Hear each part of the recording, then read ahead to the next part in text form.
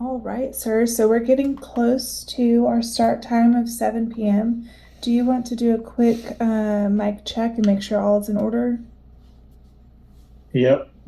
How do you hear me? Perfect. Good. Very good. I know we'll give people just a few more minutes. We had several register for this session, so I want to make sure that they're able to hop on and not miss anything. So.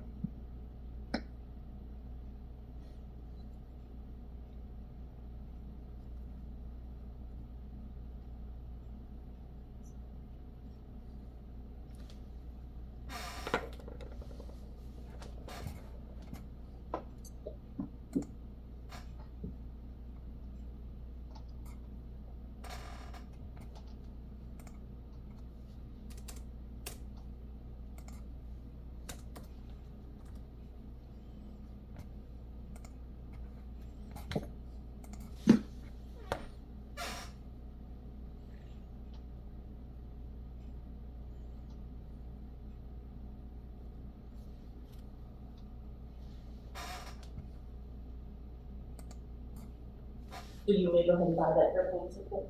Yes, that's fine.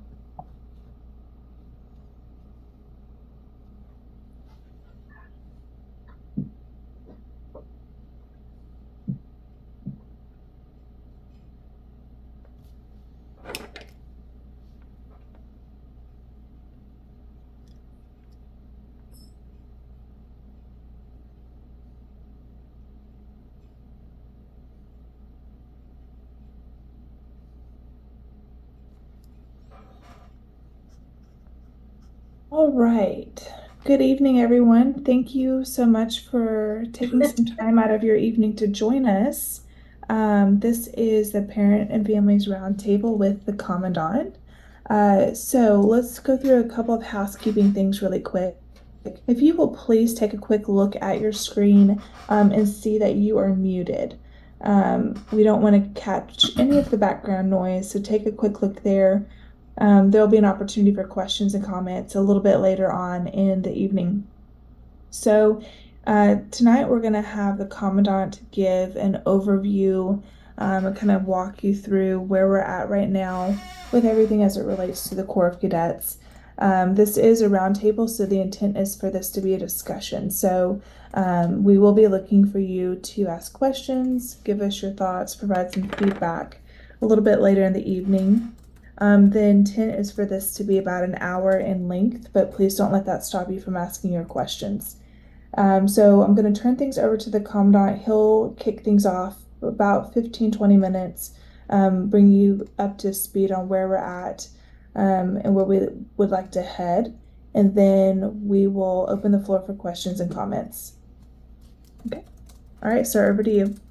Okay, great. Howdy, everybody. If you want to turn your cameras on, if you want me to see. If not, that's fine too. It's great to see everybody tonight. This is I think the last of 4 or 5 different online forums.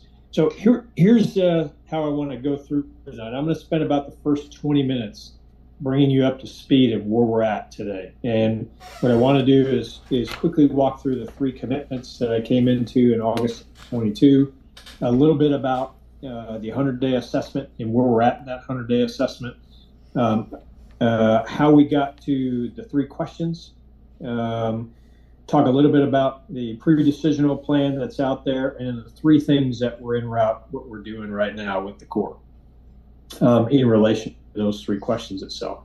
So go back in time. So August of 22, I showed up here and I said there are 3 things I'm committed to in the Corps. The first one I'm committed to is to academics.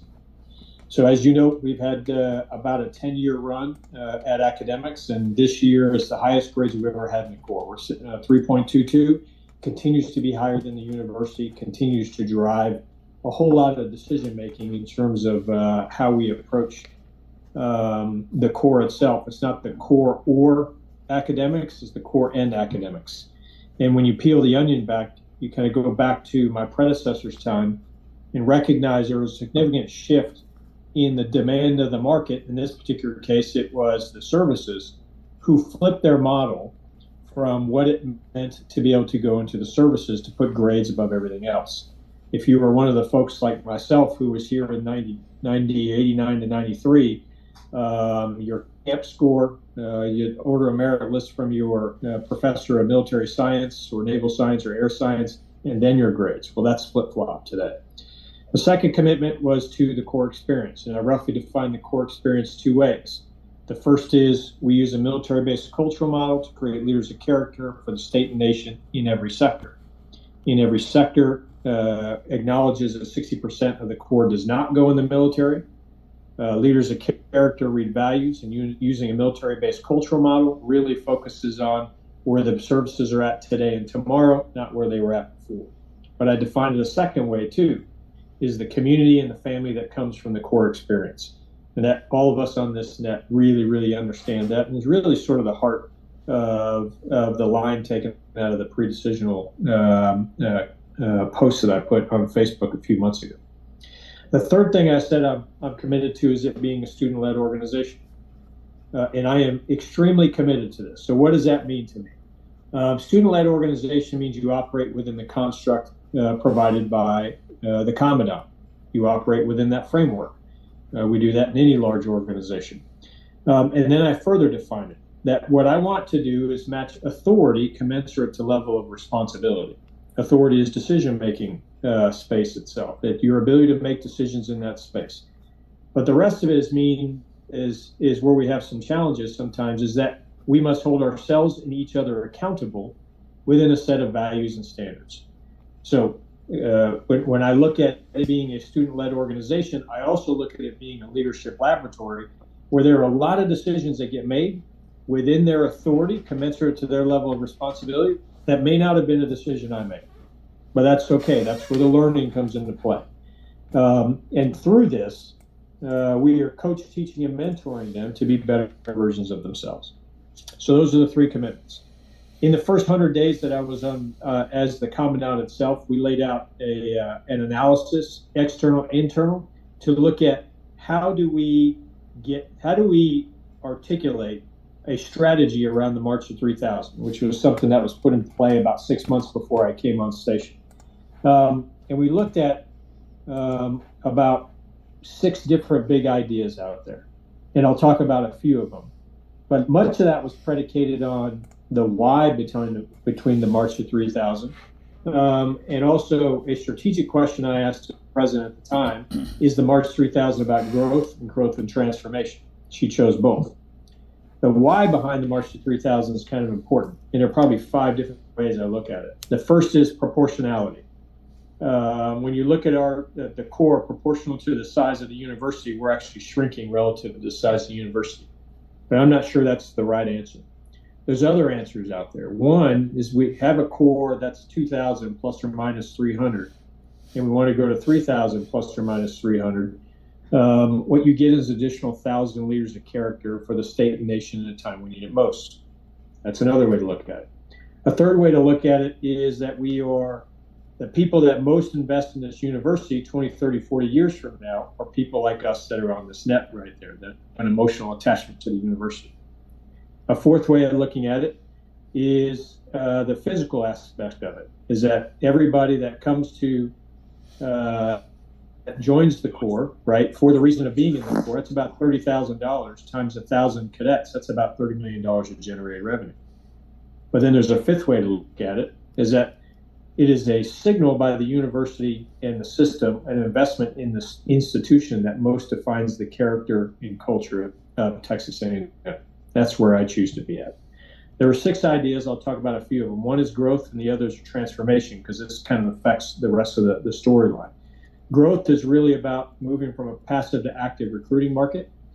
It also entails a real deep dive into retention and how we're doing relative to that. and also wrapping it around a marketing campaign that reflects the value proposition of the core experience itself. So how are we doing on that? Last year, or year before last, we brought in 711 freshmen. This year, we brought in 860. Our projections right now will be somewhere around 950 right about now. That's what our numbers are telling us. We've gotten active in the market by putting regional recruiters in at least 2 of the 5 population centers in Texas. And our returns on that in terms of generated quality leads, those are folks who can get into the core, is probably double what it was this time last year. And then as we look at marketing itself, we now have a marketing firm completely committed to the core, focused on deep shape in terms of educating young men and women that are interested in the core itself. We had to fight some narratives. Sort of one of the narratives is that when you join the core, you're going in the military. That's not the case. Those are things that we think about all the time. From a retention perspective, 2 years ago, we had 30% attrition. 30% attrition is pretty significant. And the cadets took this on about prior to me coming on board and really started to look at their definition of a solution, which really morphed itself into how we onboard and moving from an attrition-based model to a team-building model. And last year's attrition was right around 20%. This year to date, we sit right around the same. I'm not quite sure what the right answer is in what the right level of attrition is. There will always be something like that.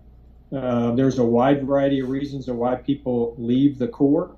My desire is to make sure they don't leave because of the audio of what we say about the Corps experience didn't meet the video in some ways. We don't want to walk away from a challenging experience, but we want to make sure it's demanding. It's a demanding experience, not a demeaning experience. So that's a piece of that too. The rest of it had to do with growth as part of the March 3000. The other items really had to do with how do we transform from a structure and people perspective what's happening inside the Office of the Commandant to support a March 3000. We moved away from cadet training officers into advisors. We're still in transition to a package around each of the major units that roughly looks like this. At the head of that will be a professor of practice, a retired colonel or civilian equivalent that is being hired at a price point to be able to bring in the talent we need. That is head of a team, we call it a cadet advisory team, that is designed to bring the academics of leadership together with practical application on the quad every single day. They have 2 advisors. Most of those advisors right now are former cadet training officers.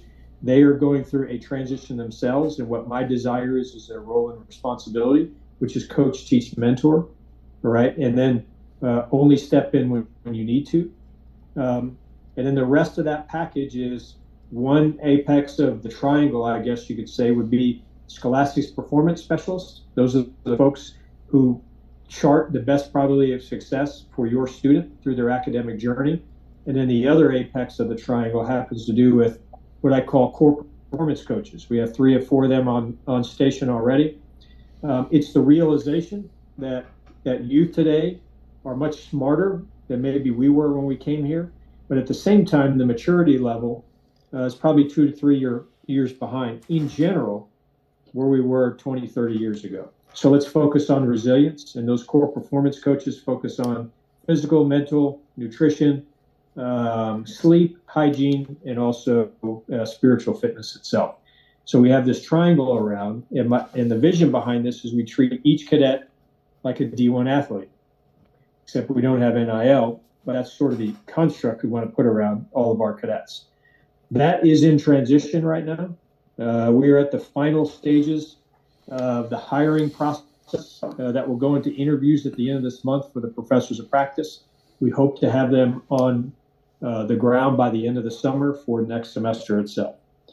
The other aspect of transformation has to do with Hollingsworth Center for Ethical Leadership. Really an under-resourced capability, but extremely important. It's like the vehicle for transformation in a positive way. 4 of 16 employees on the books, all endowed. We're working to be able to provide for greater capability there. They really focus on that 60% of the Corps that's not going in the military in terms of their leader development. At the end, if you were in their certificate program, you get a certificate in ethical leadership. But I found that there's a lot that I've discovered that in many aspects there is not enough intention and immersion in what's being taught in Hollingsworth into the day-to-day lives of our cadets. So they're growing in some ways. The other piece of it is that there's a difference between a certificate and a minor. A minor goes on your transcript. We've grabbed a minor. We now own it. It's a minor in applied leadership studies. It'll be focused on 4 avenues: industry, public service, nonprofits, and continuing education. And it is undergraduate studies, so it's interdisciplinary, meaning we take the best out of Bush and of Mays and of agri-life and of engineering and general arts and sciences and provide this. It's gone live. We're starting to advertise it, and it'll be part of the curriculum choice of the cadets as they move into next year. But there's an interesting thing that I've also learned is that our SOMS, the School of Military Science classes, can be better. And what I mean by that is that we have a wide variety of instructors. We have very broad learning objectives for each of the courses that we have at the freshman level: rising freshmen, rising sophomore, rising juniors, or rising sophomores, juniors, and seniors. But what we don't have is a really robust core curriculum that says these are all the things that rising sophomores need to know to be effective in leading freshmen. So you may have heard me say we've got the least qualified, and we're putting them in front of the most vulnerable. What we want to do is take that least qualified, make them more qualified, right? So here are the fundamentals that we want all of you to understand and know as you go into that critical first leadership role. And then as you move up the rung, what you know here, we'll use that as the base for what you have as a junior, what you have as. This realization is one that forced me into a position earlier this semester to really start realizing that first question I had is, how do we create much more intentional, immersive leadership opportunities for our cadets that I own this? And why do I say that's, well, I'll go into some of the why here in a minute. But that's sort of where we're at in Hollingsworth. The 2 other things we're looking at in terms of the 100-day assessment, the first has to do with cost neutrality. So those of you who have sons and daughters who are in the Corps right now, it costs a lot to be in the Corps. And what I would like to get to is a point that the cost of being in the Corps right now is more expensive than being a normal student at Texas A&M. And it comes in the form of uniforms. It comes in the form of sports passes that we require. It comes in the form of boots. And those are things I can quantify, and that's about $10,000 over the course of 4 years. And then there's the things I can't track, cleaning clothes, haircuts, those sorts of things. So it's about $10,000 more to be in the Corps if you're not going into ROTC than it is to be a normal student. Can we offset that? CCA's been helping us out in this. The foundation's been helping us out. Each of those, each donor that gives a scholarship, right, offsets those sorts of things. So a really important kind of concept. And then the last big picture item is, if we're going to house an additional 400 at 3,000, where do we house them? And there's a plan right now being developed for the south side of the quad, which essentially looks from Duncan all the way to George Bush, and from the Music Activity Center all the way over to Bazell Street. And we own that 51 acres, and there's a developmental plan there to really look at a Duncan 2.0, where we put 2 new dorms that are contiguous to the dorms that are there right now. How do we look at a Hollingsworth Center for Applied Leadership Studies that's world-class? How do we look at the 3 ROTC world-class production that comes out of it and give them facilities that match where they're at? So we're looking at that too. So that 100-day assessment went out. We've been operating underneath it ever since, and it's sort of a safe campaign as you look 30, 50, 150 years down the road. How do we transform the structure and the people and the processes, and also look at where we need the physical manifestation of that change? And we've been operating underneath ever since. And about every 6 weeks, I give an update to the regions, to the president, on how we're doing in this area. And then we look at resourcing in this area too. So that's pretty safe terrain. So a couple observations, though, after we started to go down this route about 12 months ago, which really started to manifest itself in late September of this year. Remember that I came in October. I had not been through this first 7 or 6 weeks of the core the previous year. But some of the guidance I gave last year for Fish Orientation Week was that we were going to move away from the model that was CTO-centric and move into a model that was cadet-centric. So we picked cadre, we certified that cadre, and they went through that week and a half, depending if you were in the band or not, on Fish Orientation Week. And our losses during that were pretty significant in terms of numbers. It was less than 10, or just about 10, which is just over 1% of the 860 freshmen that we had show up. And the rest of the Corps showed up. And then with about 3 weeks, we jumped another 10%. So within 3 weeks after the beginning of school, we lost about 100 cadets. And we started to deep dive in some of the reasons why. And we started to kind of look around and go, what do we do better? So I pointed the finger at myself and said, we got to get left in many ways of really sort of educating in this leader training and education program called the Corps better. But at the same time, some of the senior leaders of the Corps had come back from a couple conferences and came in the office and said, we think we need to look at the Corps experience a bit different. And I said, what are you thinking? He says, we think we need to break up onboarding and we need to look at how we integrate people in. I said, well, let me take this off your hands. So let me go through some planning, as you all are busy being students. And 3 big questions started to come to the table. The first question had to do with how do we create much more intentional and immersive leadership training and education program. You see some of it manifested in what we're doing in the springtime right now, a foundations class with all the freshmen and all the sophomores, and getting that sort of right in terms of frequency and when we do this has been part of generated energy within the Corps over the course of the last few months. The second question had to do with a realization, and many of us that were in the Corps that are on this net know what I'm talking about when I talk about, is how do we create much more meaningful and purposeful leadership opportunities for our upperclassmen? Not the sophomores and the freshmen, but the juniors and seniors. And it really is sort of this problem set we've all sort of dealt with, even in our day, we were in the Corps, of a term of art called white belt apathy. How do we sort of struggle with that?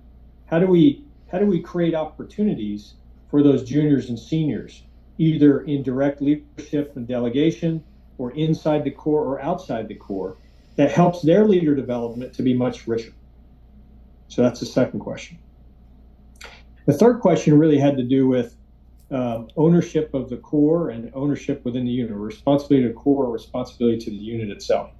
And lots of different observations here. And there are things that when I start to talk about them may cause you to think that, Commandant thinks the Corps is broken. No, I don't think. I think it's a really good opportunity for leader development.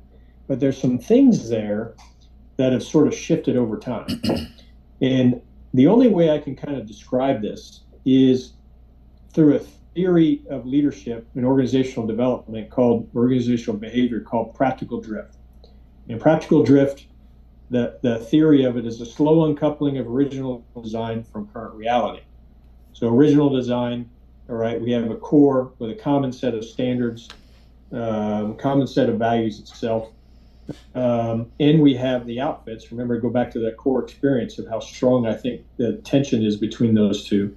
What we're seeing is this drift in many ways, away from cadets that own the Corps and are in their outfit at the same time. And I'm really seeking to kind of understand the reason why. And we see it in a lot of artifacts. You see it in uniforms. You see it in customs and courtesies. You see it in traditions that are not adhered to and some that aren't. You see it in little T traditions. You don't see it in the big T traditions. I mean, these are all artifacts of something bigger. And we started to ask ourselves some hard questions. Why is this? Well, it's been going on for a while. We've all experienced some portion of this. But the current senior class we have is an interesting class, and the juniors behind it. They are the class of COVID. And I think COVID in many ways was an accelerator. And let me sort of explain. When they showed up in August 20, the rest of the university hadn't showed up. It was social distancing was the norm. Control in social distancing was also the role and responsibility of the Office of the Commandant. If you were a freshman going through that freshman year, your freshman experience was one that was very focused with a framework that focused on protecting the force so you can protect the mission. So if you were a freshman in your room with your old lady, all right, nobody went in your room. Your sophomores stood in the hallway with their masks on and kind of pointed out what was wrong. When you got a formation, it was social distancing. You never had a large formation. You echeloned into Duncan, and you sat at with tables in between you all. So when you sort of take that to its end, right, this practical drift that was sort of happening just sort of shot up as an accelerator. In terms of a core that was outfit centric in such a phenomenally way to them. So how do you bring that back together? So we've been really wrestling with ownership and responsibility for the core as much as ownership and responsibility for the outfit itself. I never want to think that we're out of whack on that. So those three questions sort of went into a series of courses of action, which came out pre-decisional. And then we went through this big churn of conversations in lots of different ways, of which I put out a memo that said, here are the three questions that are addressed, and let's re-examine where we're at on it. So that's what we've been doing ever since the end of February. But in that time, I've said there's three things that are very important. The first is that I have a listening session, that your perspective on how the Corps is doing in those three areas is extremely important to helping shape the future of the Corps. And you as parents have got skin in the game on this in a big way. The second really has to do with division of responsibilities between those three questions. And the way I see it in many ways is I own that first question on leader development, leader training and education. I own a little bit of that second one on white belt apathy, but that third one squarely belongs to the cadets. So about 3 weeks ago, I gave them the mission of the rising leadership with oversight from the current leadership to go, how would you solve this problem? How would you, how do you answer the mail on what they are now terming core unification in a way that is specific, measurable, produces results, and then what are the implications on the backside of it? 3 IPRs, in progress reviews, is the term we use of art here. They've done one IPR with me last week. They've got another one with me tomorrow morning, another one on Thursday itself, and then from that, a production of what their vision and strategy is to answer that third question. One of the things I have been very, what I would call ambiguous about, is turning off a decision that I never made. And that is what you all the term of art out there, Fish Brigade. Never made the decision to begin with. But it's out there and people want to go confirm for me. Well, there is a reason why I've been pretty vague on this, because for the last 18 months, I've been talking to the cadets about how we bring this back together. And now I've got a captured audience. So this is being deliberately, intentionally vague here to drive a discussion within the Corps on how they fix themselves. Not to say they're broke, but they can be better. So that's the second thing we've been doing. And a third thing, and I'll kind of close it off with this, is that about 30 years ago, we did a blue ribbon panel on the Corps. It was the recognition of the first commandant that was hired by the university, really looking at some changes in the environment, in having a blue ribbon panel sort of look at vertically and horizontally, external, internal. What are some recommendations to the Commandant on the path forward to the Corps? Well, a lot of significant decisions came out of that. First was the CTO program, which was reflective of where the service academies were at that particular point in time. The other was protecting the academic day. Before that time, it didn't matter when you were on the quad and when you were in your hallway. It was core time, and what they decided, and the decision was 2 training times. The middle of the academic day is protected so that we can focus on academics. And there was a shift in the band from moving from afternoon practices to morning practices that now allows the band to be involved in special units in the afternoon. So lots of significant structural things and lots of other things that came out of that. So it's probably time to look for the next 30 years. But things have changed in terms of the environment. We now have a Corps Cadets Association. We now have a Board of Visitors. So the Board of Visitors is really sort of unpacking this and looking sort of deeper on recommendations back to the President and myself on where we want to be 30 years from now. So that's sort of oh man, I took a little bit more time than normal because we have parents here. So I'll keep this going a little longer. Unpacks a whole bunch of stuff about where we're at in the Corps. So on that, I will pass it over to Amy to go ahead and manage the dialogue. Yes, sir. Thank you. Okay, so General Michaela's covered a lot. So now we want to open it up for questions and comments. So there are a couple of ways that we can go about this. You are welcome to unmute yourself, raise your hand, and we'll call on you, and then ask your question of the general that way. Or you can send a message in the chat. So we actually already have a question in the chat. So I'll read that out for you, and then we'll go to the group. So the question is, what was the attrition, or was the attrition in weeks 2 and 3 attributed to Corps leadership, or that academic studies were actually underway? Yeah, I think the answer is yes. So we get exit surveys from every cadet that leads the Corps, and generally what we see is academics. That's number one. The second thing we get is the Corps experience is not matching what I thought it would be. And then it starts to drop off significantly in physical things like I can't afford it, behavioral health, family issues, those sorts of things. It drops off.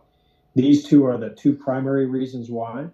But there is another aspect of this is I look at it by outfit. I look at it by each of the 41 different outfits. And really where I start to dig in is when we sort of rise above the 20% mark itself. And leadership needs to come into my office and talk to me about what is happening here and why. And for the most part, there are reasons for every freshman that leaves. One of the things I've been very adamant about, and this was a recommendation from the cadets last year, to start to allow units to recruit to their potential.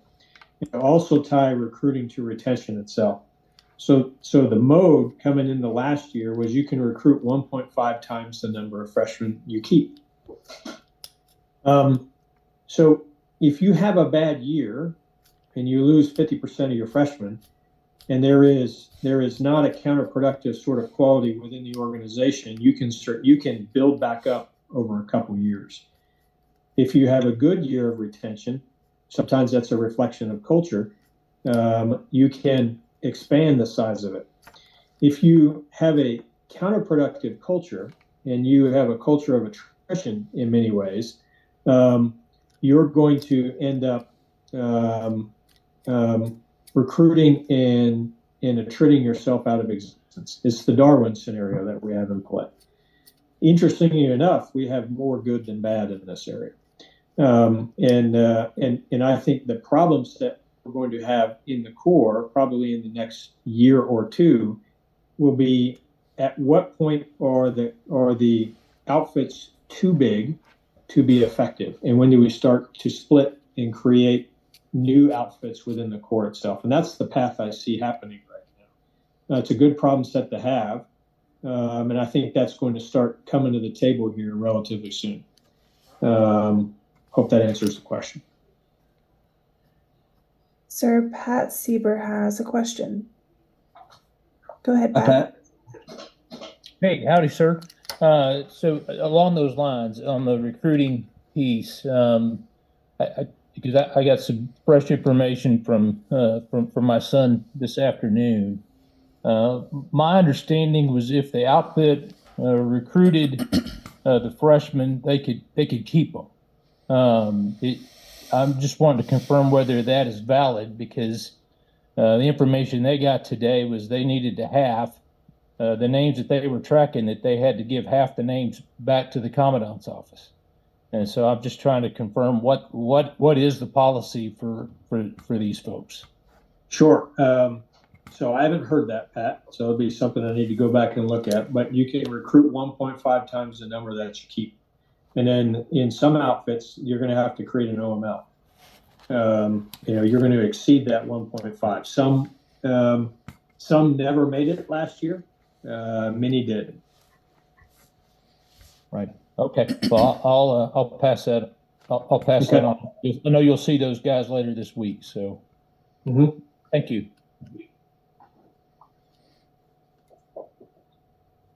Yes, sir. Go ahead. To what degree, you mentioned how the Corps experience did not live up to their expectations. How much is that a question of managing expectations and maybe being more educated coming in?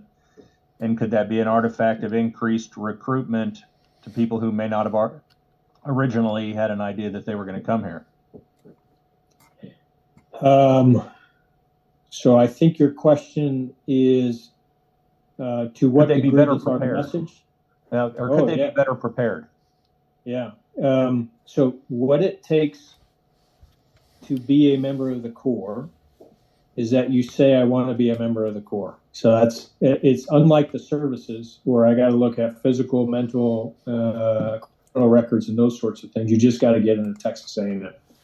When I mean that, and I'm speaking in some, I have to be, I have to choose the right words here. So when I say the audio doesn't meet video, it is what they walked into with spend the night with the Corps, all right, and what was talked about in that, in some cases, and then what they experienced, and that's okay, all right. Again, I think there is an acceptable level of attrition within the Corps itself. The acceptable level is probably not 0, but it's probably not 30%. I think it is, and I'm in this barometer because no one's ever said what's the right level, all right? But right now we are somewhere around the 20%. The Corps isn't for everybody, and that's okay. I need to be very clear about that to everybody, that the Corps is not for everybody. But we want to make sure that the experience, the highest probability of experience is they don't want to be in the Corps because the demands of the Corps didn't meet their expectations, sort of, or they could not meet those expectations. What I don't want to get to is that the reason that we see people leaving the Corps is because we were demeaning in our approach to those young men and women, all right? And we see instances of this, and I don't talk about it very much, all right? But I examine all those to go, was our behavior, all right, one that was of a professional nature, where dignity and respect started first, and that it was demanding in nature, not demeaning in nature. And that's really sort of something I've honed in on right now, is you do not have to lead through psychological domination, right? We learned this in a big way in the military a long time ago. In fact, that was part of the change process, moving away from something that reflected Full Metal Jacket of the shark attack, where the whole job is to create psychological domination, also to break down individuality, which is part of the equation, right?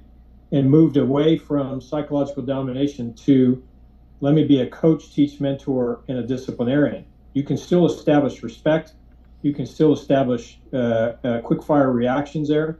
You can do this differently.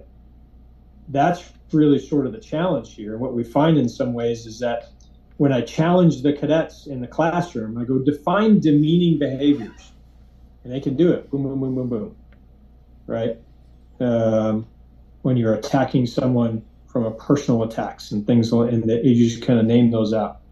And then I say, well, define for me demean or demanding behaviors. And that becomes a little bit harder for them. It becomes harder for them in many ways than demeaning behaviors because it's an easy slip. It's compliance based. So how do we move from transactional transformational? How do we move into aspirational in some ways in our leadership approach in training them to be better leaders? And it's not about likership, it's about leadership. All right. I don't know the last time. I've got 54 months in conflict zones. And I don't know many times in those 54 months where I used psychological dominance as a way to get someone to do their job. We got to move away from that, right? I don't think that psychological dominance is a leadership trait that you want on the factory floor. There's a time and place to establish what I think is moving from individuality to team, but you can do it in a way that's transformational in nature rather than transactional. I hope that answers the question. Yeah, pretty much. I guess the issue is so much of the incoming freshmen, they don't know what they're getting into and don't know what to expect. And could they have a little better idea, and would that help?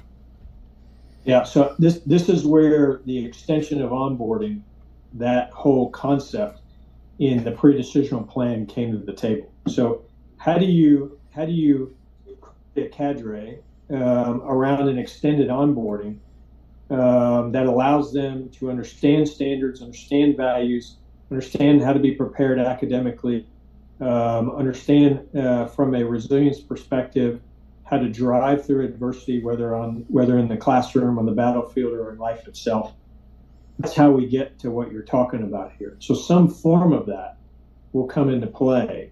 We want to make sure that the freshmen are more prepared, but at the same time, what we want to make sure is the core also understands their role and responsibility in this, with some form of leadership academy focused on certifying those leaders that touch those freshmen every single day, and the juniors that touch the sophomores, and the seniors that touch the juniors and the sophomores itself.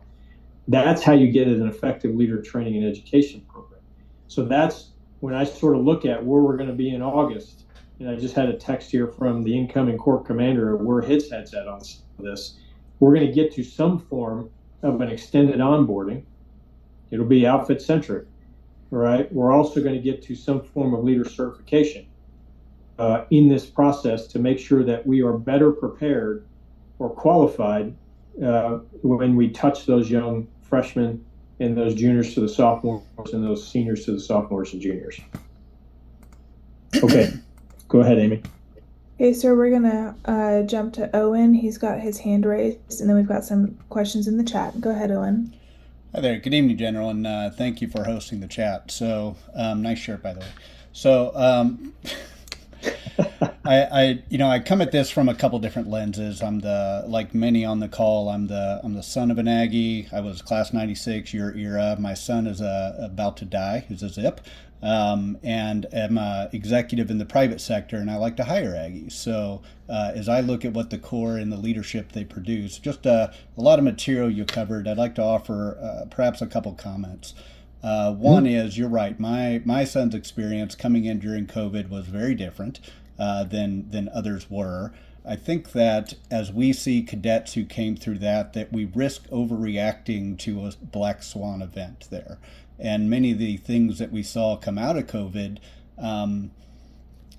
reacting too much to that is a mistake. The Corps was built, as we know, well over 100 years of iterative experience, and continuing to take that iteration and to evolve the Corps for the needs of tomorrow is really important. I do think change is good. I would say the Corps that my son entered is night and day better than the Corps I was in. The focus on academics, the intentional leadership training, the leadership opportunities, the ability to do things. Truly, the Corps has come a long way, and I look forward to what it will be. I do think that while retention is important, it's the wrong metric to manage to. I'm far more interested in the leaders who come out the other end than the people who come in the front end. And so I think some of the things we do is we look at, and you said it, I don't know what the correct retention rate is. 30 is probably too high, 50 maybe too high, 1 is probably too low. I don't know where the number is, but that's an informative number. I don't think it's a number to manage to. I'm more interested in seeing the success of cadets both in whether they go into the military or whether they go into the private sector. And what I measure success by is their leadership within their communities, within their businesses, within the military, wherever they choose to serve. And one of the strengths of the Aggie Corps, I think, is the outfit-centric nature of it is a strength. It's not a weakness. The ability for it to behave truly as a leadership laboratory where cadets are able to try and fail and figure out what kind of leader they are and what kind of leader brings out their innate characteristics to make them successful in getting the outcomes they're trying to get from their followers. And every leaders are different. And I think giving those opportunities to be successful is where the Corps succeeds. I do think some of the ideas in terms of more intentional and formal leadership training in conjunction with an outfit-centric Corps is useful. I do think that in terms of white belt apathy, small outfits are better. Smaller, more outfits provide more outfit-level leadership opportunities for cadets to thrive. And so I don't know if I have a question in there, but just you had a lot of content. I was writing notes as fast as I could, trying to bring out a couple things. Sure. Well, let me comment on 3 of them. Number 1, I don't consider COVID the reason. It's an accelerator. Mm-hmm. All right. So I had this question asked me the same sort of comment the other day. I think it was an accelerator of drift. I don't focus on retention and recruiting. What I want to focus on is the quality of the Corps experience. I just want to make sure everyone's clear on that. The pre-decisional plan had nothing to do with retention. It had everything to do with quality leadership, training and education and opportunities. On the outfits, I don't dispute that at all, right? Now recognize that what I see is 41 different outfits, right, within the Corps, and all of them are awesome. But I've also got 41 different versions of the Corps standard happening right now, right? And the question is why? Why is it that I have 41 different versions of uniforms, 41 different versions of haircut standards, 41 different versions? I have outfits that have such a strong culture that's counter to the Corps itself, that they will walk past other members of other outfits and not greet them. Right? We whip out, right? It's to build confidence and competence, but you literally have, you're not in my outfit. So this is really happening, right? This is kind of walking by this. We have numerous examples of the wrong lessons being taught, all right, because of the strength of the outfits in some ways. So what's the right balance there? That we have a common set of standards and values that all these strong outfits come from. There's been a drift. All right. And you all don't see it as well as I do. You all see sort of the grove of trees. I see the whole forest. And what I see right now is if we take this to its end, right, why do we have a Corps? If we don't have a common set of standards, military-based cultural model by which we all adhere to, all right, and we all hold each other accountable. I mean, I watch this all the time. Why is it that I see young freshmen, that the Commandant is catching freshmen walking off the quad unshaven? I don't understand that, right? Okay, sophomore, why didn't you see it? Why didn't you do it? Well, he's not in my outfit. Well, he's a cadet. Why are you not addressing that? So you see kind of where I'm at here. What's the right balance here? I do not want to get rid of the importance of the outfit. I'm an E1 jock. I'm going to be an E1 jock for life. All right. It is the best outfit out there. Period. And I say that in jest. There's 41 best outfits out there. Every one of you, your son or daughter, is the best outfit out there. And I want you all to believe that. I want you all to have strength in what your son and daughter is doing. But they have to operate within this construct that right now we've got this incredible drift on. So how do we reconcile that? That's really sort of an observation of 18 months being here. And when I start to pick at this, you all go, I didn't know. You don't know, right? Because you don't see it from where I'm at right now. So I'm seeking to kind of balance that out, if that makes sense. Troy, I see your hands up. Yeah, so forgive me. Good evening. Hey, so I've got a couple of perspectives. Obviously, as a cadet, one, and then as a parent, another, right? So I've got sort of a 3-year perspective to make sure I understand that the experience is good for 3 more years, but I want it to be good for the 100 years, right? And so a couple of things come to mind, and I appreciate what you were just talking about with the differences between outfits and how it's handled. And the thing that comes up for me as much as anything else is, accountability is a word that we use in the workplace. Man, I got rammed and I got bull ring, and that happened, and it made me understand. And I didn't get rammed by people in my outfit. It was part of the process, and everyone was there to hold everybody else accountable. When did that go away and why? That's one. And then sort of bigger picture, I'm concerned that we've talked about numbers and attrition and things like that. And I know that there's never going to be a right answer. It's a sort of a tipping point. And I got that. But there has to be some focus on the quality of the people that's coming out. And I appreciate what Owen was saying about that earlier. And so are we, and I'm not politically correct on some things, so bear with me, but are we softening this up to a point where it's easy for everybody, but is it then rewarding and demanding that people actually can be proud of it, and they kind of stick their chest out like, heck yeah, I was in the Corps. I'm afraid that may not be the direction we're going. I'll stop there. Yeah, great questions, Troy, and I appreciate it.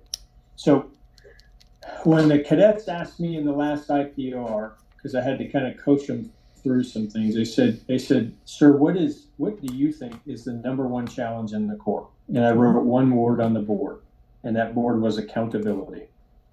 The problem is, Troy, is that leadership is hard when they have to hold each other accountable, which is what this whole process is about. So I put them in lots of positions where they have to wrestle with this. I also wrestle with. I also need to make sure that when they make decisions, it doesn't affect life, health, safety, illegal, immoral, unethical, right, or a media strike sort of thing. So they're going to make bad decisions, right, or not the decision you and I would make. For example, one of the challenges that I put to them after Corps Brass is, what is the change in behaviors across the Corps now that you have every freshman that's now got their Corps Brass and a member of the outfit? Mm-hmm. The Corps leadership decided that they would decentralize that to the major units, but also put out blanket guidance. This is no more push-ups. Well, you want to know what you all tell me? Commandant, you need to fix that. Why did you take away push-ups? I didn't take away push-ups. They did. It's their Corps, except when you don't want it to be, right? It is a leadership laboratory. They're sort of kind of working through some of this. Quality. What's the right number?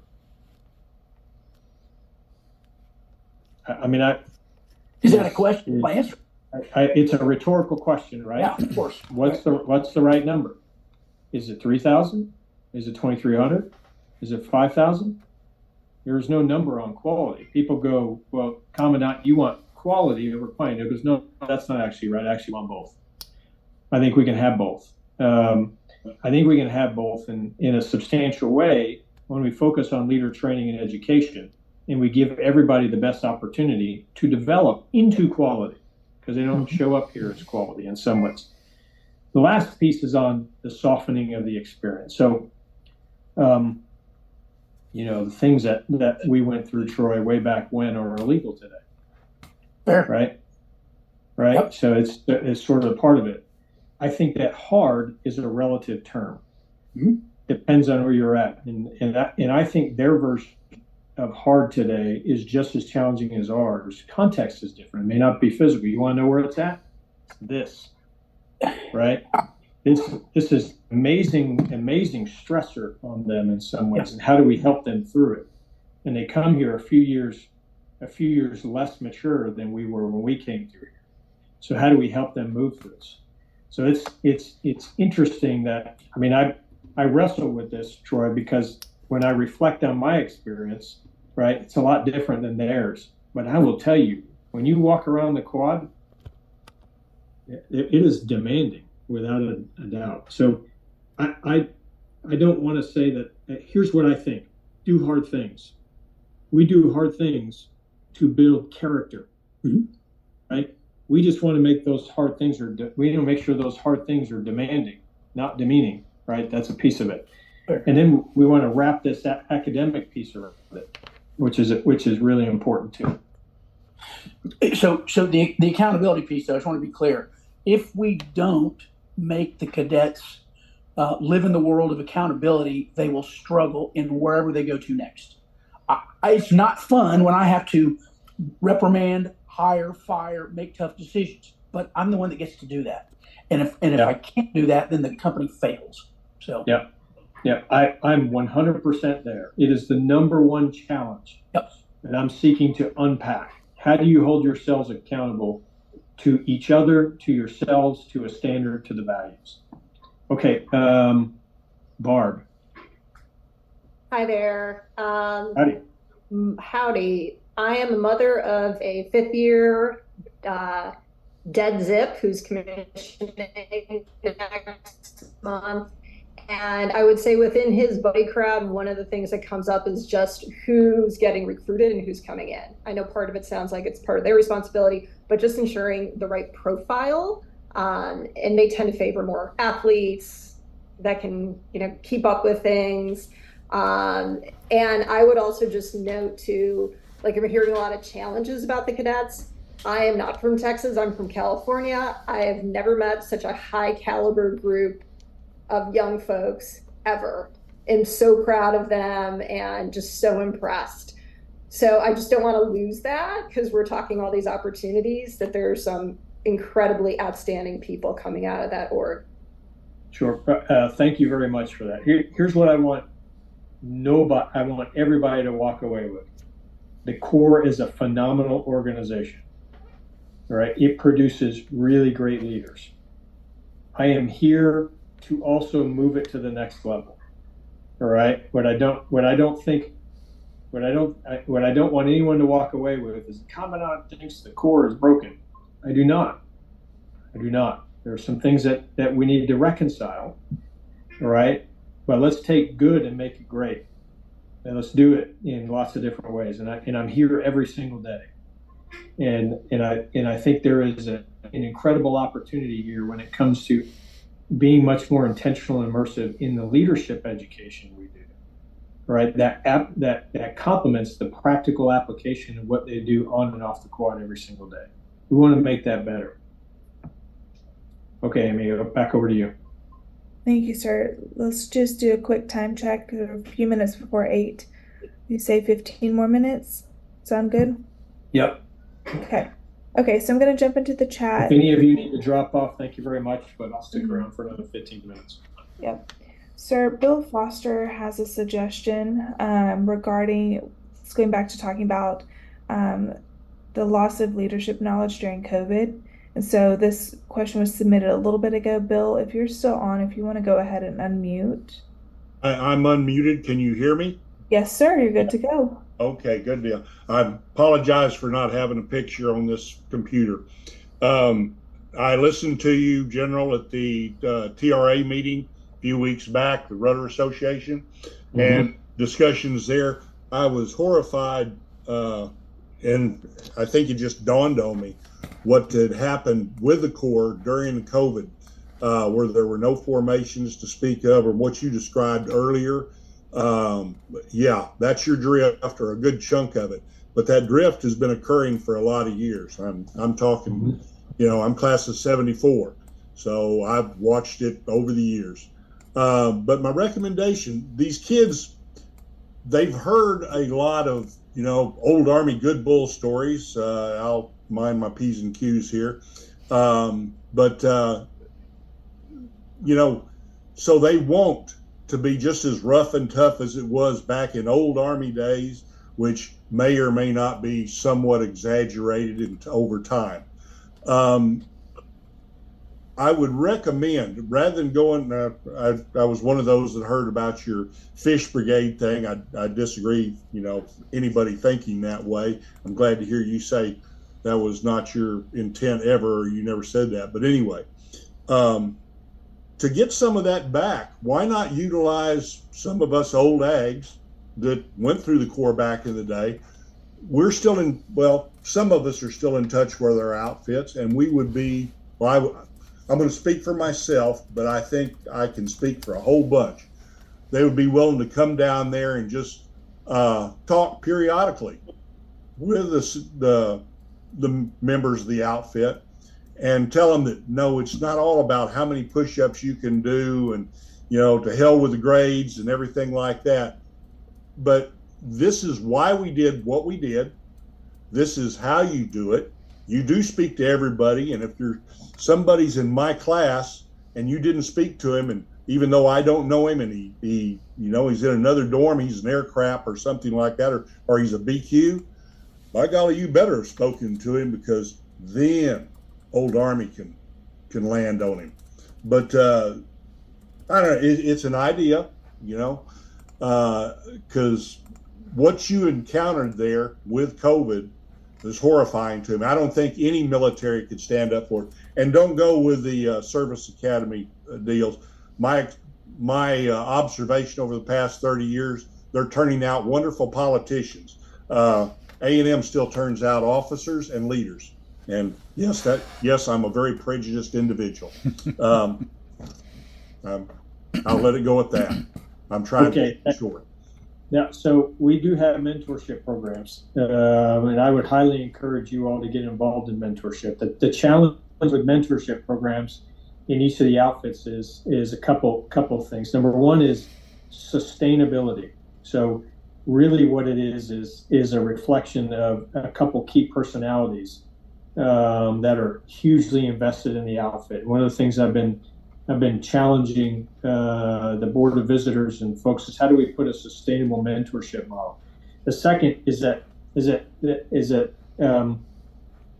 these young kids are extremely influenceable, right? And when we get in there and we talk to them about back in the days when we used to quad them and we used to axe handle and those sorts of things, you almost see it's like we're shaming them, right? We're shaming them in some ways, and I have seen plans that come to me on Corps brass that were harder than any of you all went through, right? Because they got to talking to a bunch of old ags and said, back in the day we used to do this, and I'm like, you got to be kidding me, right? You got to be kidding me. So we have to be very, very judicial in what we tell them in some ways, because much of the stuff I see coming out when it comes to some of these behaviors is a reflection of discussions they had with folks who have been through before. So there's a balance there.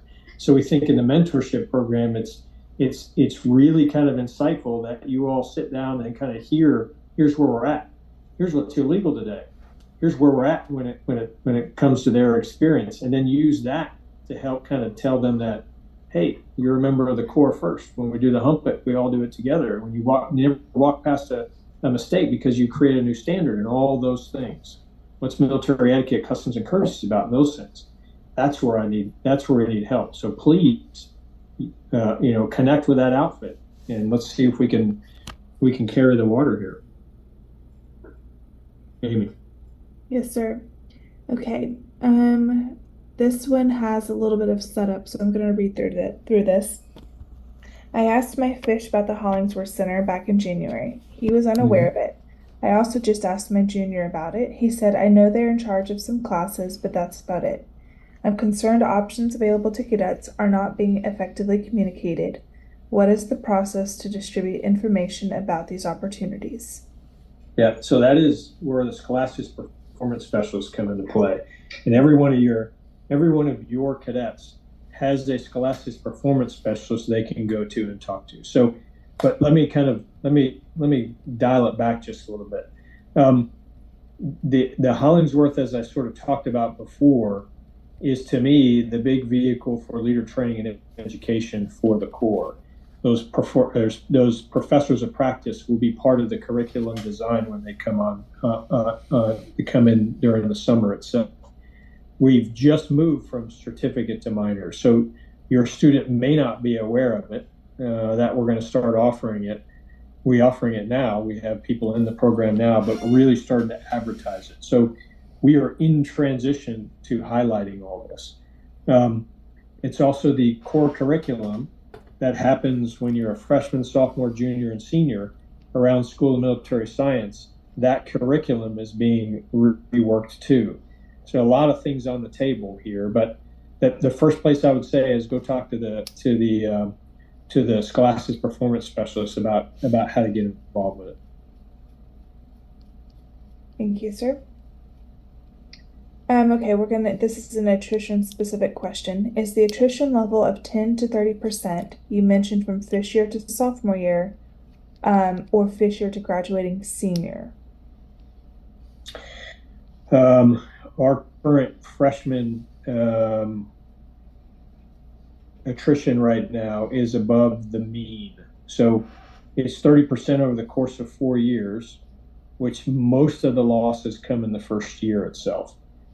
Right, so we are at right at 20% fish attrition right now. Last year this time we were sitting about 16% relative to previous classes. And again, what is right now is I'm not quite sure, because I need a couple turns on this and what it looks like after a freshman year, what it looks like after 4 years itself. It's hard to kind of swallow 30% attrition over the course of their time here. I'm a military guy, right? And there's a bunch of military guys on the net here that have been through this. And the standard in the military is we start looking at your outfit, your unit, if you have more than 10%. It's a lagging indicator in many ways of what's happening inside the unit itself. Most today sit somewhere around 3 or 4%. It's retention and people who re-enlist and things along those lines. So there's a wide variety, and it's an apples to oranges comparison between the military and the Corps. I know what the benchmarks are for the military. I'm developing them for the Corps. Again, there's an acceptable level, but in this analysis, as me coming in as the commandant here, I'm seeking to understand what the sweet spot is. Okay. Follow-up question, sir. What is the attrition level for the rest of the university using the same metrics? So it's a little different because what you're doing is measuring people who leave the Corps. And many of those people leave the Corps and go back and they just stay in the university itself. So it is, maybe it's not apples to oranges, but maybe it's apples to, red apples and green apples or something along those lines. The university's attrition sits somewhere between 28 and 32%. Okay.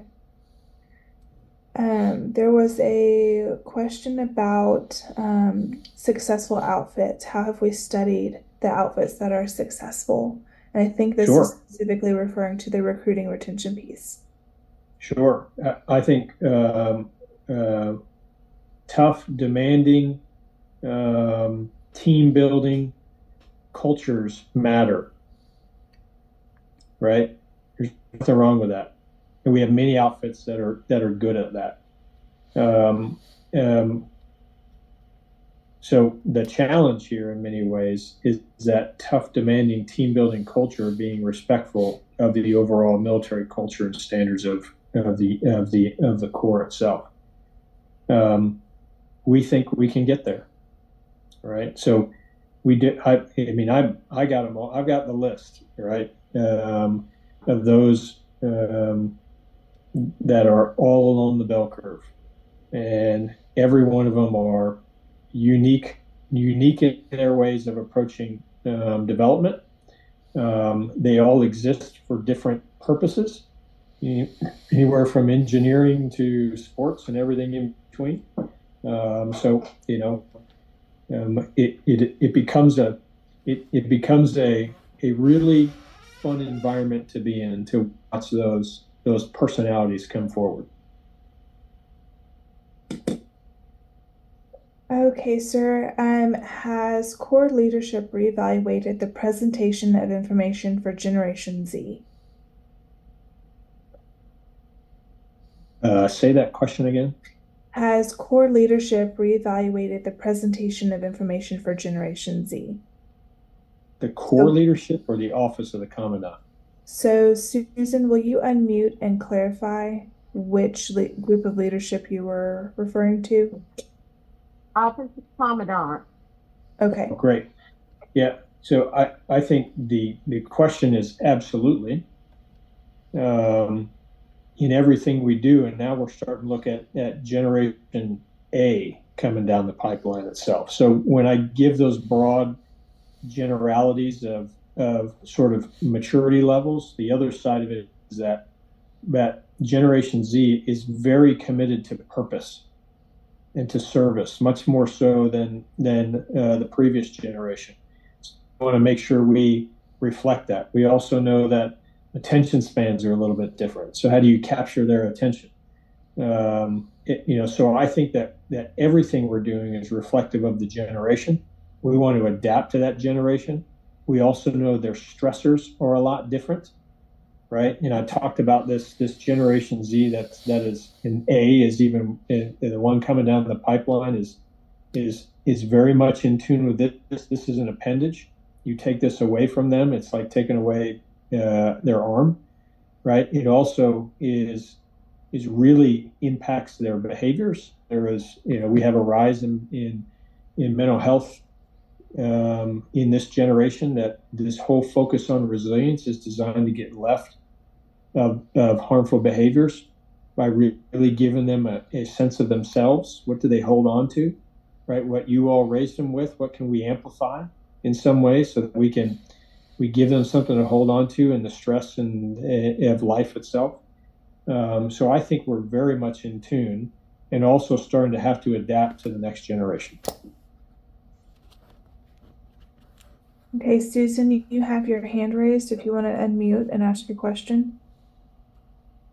Yes, I had mentioned it in the text also that I have been following an organization called Growing Leaders, and he addresses so much the dependency on cell phones and social media and anxiety, etc., that I would recommend the Commandant team look into this organization and possibly utilizing its tools, because they've hit the nail on the head on what y'all are dealing with.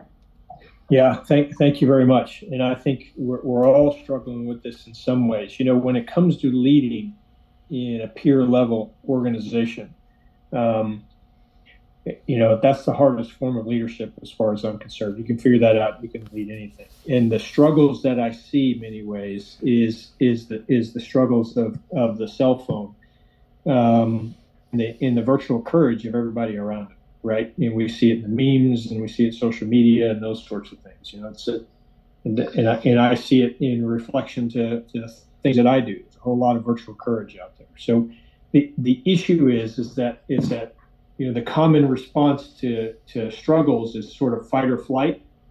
But there's another layer on this, is freeze in some ways. And what I find is this inability to sort of hold each other accountable to standards is the freeze, because of the potential second or third order effects that come through this this digital. We're digital natives. They're digital natives. We're digital immigrants that live in this space itself. I see it in my kids. I've got 4 girls. We see it all around us here. So the challenge to them is, how do you lead in this environment? In an environment where responses to whether they like something or not are not like this. They're like this. So it's a challenge. Okay. I think we'll do 2 more questions, and then I'll close up shop here. Yes, sir. Susan, did you have a follow-up question? Okay, I don't know that she. Yes, because Okay. I wanted to add that this Growing Leader organization does provide leadership tools, and I can reference a teacher in Katy, Texas, that has the problems the Commandant's having in her school, and she said that is exactly the leadership that was advised was exactly what they needed. Great. Thank you, Susan. Sorry. No, thank you. Appreciate that. Hey, Susan, if you can put that in the notes. I don't know if it's already there, Amy, so we can capture it. I don't think that specific piece is, Susan, so I agree. Would you drop that into the chat so we can save that? Yes, ma'am. Okay, thank you so much. Okay, sir, so there were a couple of specific questions about the push-ups that you referenced, that those went away. So the question was, because you mentioned that was a cadet decision, which class made that decision? And or specifically, does that mean that no push-ups were done, or is that a general term for no PT as a disciplinary tool? So it'd be hard for me to answer that specifically, because it came from the seniors through the Corps, and each major unit, the subordinate units, interpret it differently. So for the most part, many of them have decided to restrict push-ups by freshmen. Some of them are some form of, you have the bell curve here. Some of them are over here, and some of them are over here. So I would have to get that by each outfit and where they're at on this, recognizing that the subordinate elements operate within the guidance of the higher. And then lastly, sir, we'll close this out. Who were the more successful outfits on the quad in regards to retention? I don't. Do you know that off the top of your head? So there are really a lot of units that are doing well in retention, but retention is not the only barometer of success. I just said it's an indicator, but not the barometer. Right. Okay.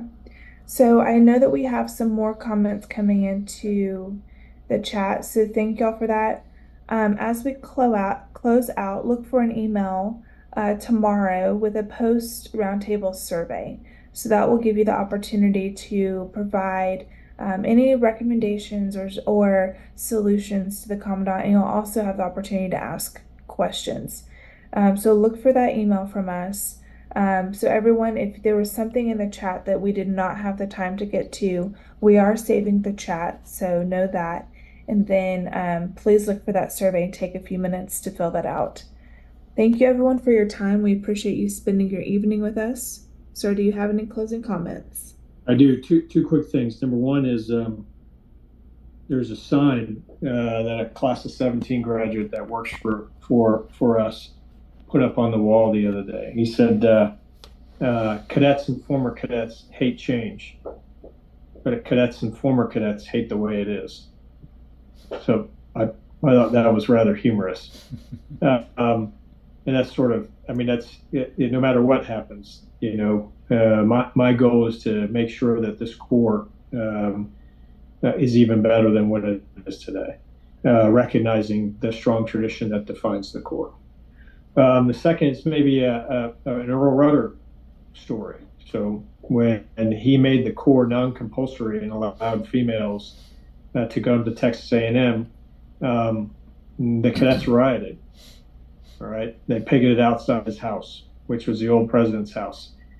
sitting right there at Aggie Park. It used to be Spence Park to most of us here. I told this story to the Soul Ross group, which are many of those folks were there that night, and they were all outside his house. So his wife woke him up about 10 o'clock in the evening and said, "Hey, look outside."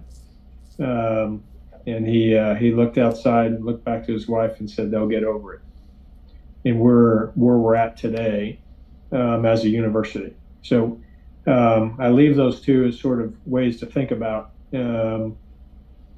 change. And my focus on change here is the quality of the experience from a leader training and education program. It is also making sure we honor the traditions of the Corps, all right, and the traditions that make the Corps what it is, and by its use of a military cultural model. So thank you all very much for your time tonight. Appreciate it. Gig 'em, and to your sons and daughters, beat the hell out of finals. Thank you. Thank you.